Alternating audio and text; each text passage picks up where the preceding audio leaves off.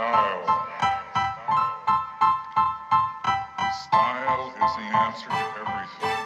A fresh way to approach a dull or dangerous thing. To do a dangerous thing with style is what I call art.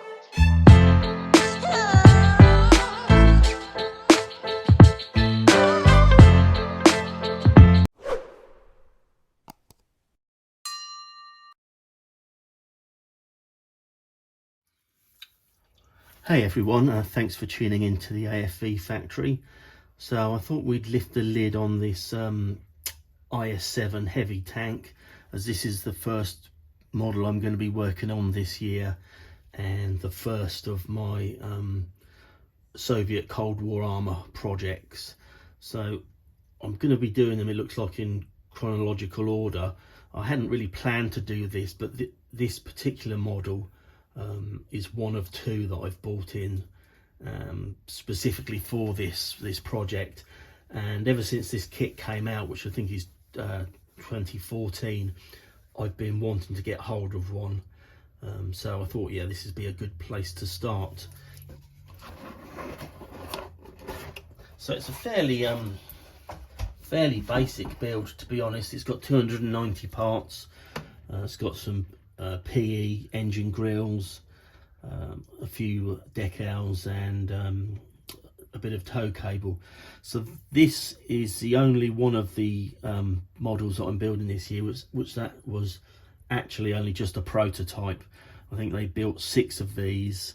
It was the heaviest tank that the Soviets ever produced, but it never went into production. Essentially, this led to the T-10 becoming the Soviets' heavy tank.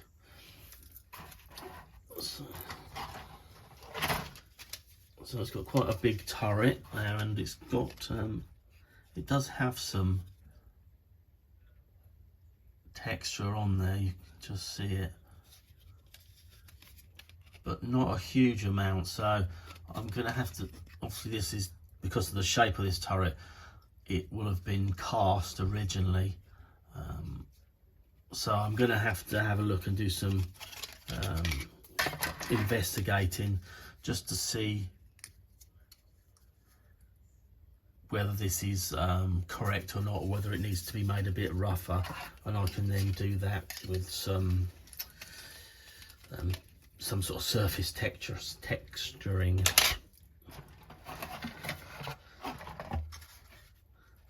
And this sort of famous pike's nose hull that they did on various tanks. This one, the T10M or T10 IS-3, and I really like the shape of this. It's very distinctive. No one else has built a tank with a front like that, so it's very unique to Soviet vehicles of that era.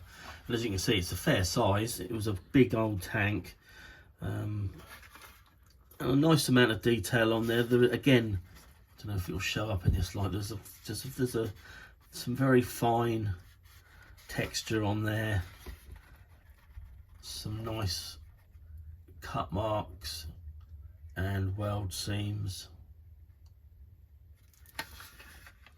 and just a nice bit of detail. Nothing over the top, but I'm guessing it is what it is.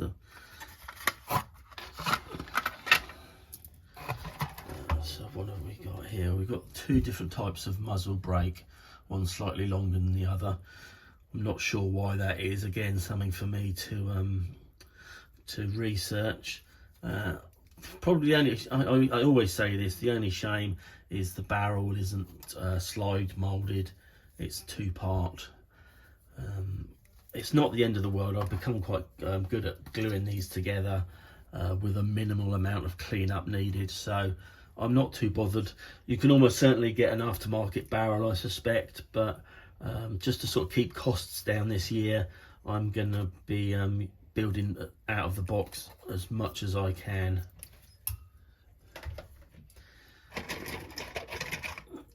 And the rest is just made up of what's something on is have a look at. No, it's not on that one. I'll find it in a second. Is made up either with the road wheels and sprockets and idlers, etc.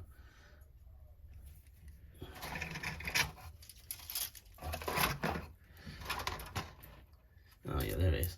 There's the big heavy machine gun, which is mounted on the top of the turret, which I thought was quite nice. Muzzle's open. There. Yeah, so the rest of it mostly is made up with wheels and tracks, which are Lincoln length. And I'm not sure whether these are trumpeter tracks or whether these have come from somewhere else, being in this brown colour. I've never seen this colour before, but they're nicely done, nice and crisp, some really nice detail on there, so they look like they shouldn't cause any problems. So there it is, yeah, in a nutshell. A pretty straightforward looking kit, low parts count, and I'm looking forward to building it. As I said, I've got 5 kits set aside this year for my Soviet Cold War armour. There's this, there's a Meng T10M, there's Mini Arc T55A, that's got with a full interior, so that's going to be eating up a huge amount of time over the next 12 months. And then after that, I've got a Trumpeter T64BV, and I've just got in a Zvezda Shilka, a ZSU 23-4, which again looks like a nice kit. So yeah, I'm excited. It's I'm going to have some fun builds. It's going to be great weathering these up. Although the this JS-7 was nothing more than a prototype vehicle, I'm probably going to build it as a combat vehicle, just because it'll be a little bit more fun, to be honest. So there's the contents of the box. It all looks pretty good, and now is the time to jump in and start building it.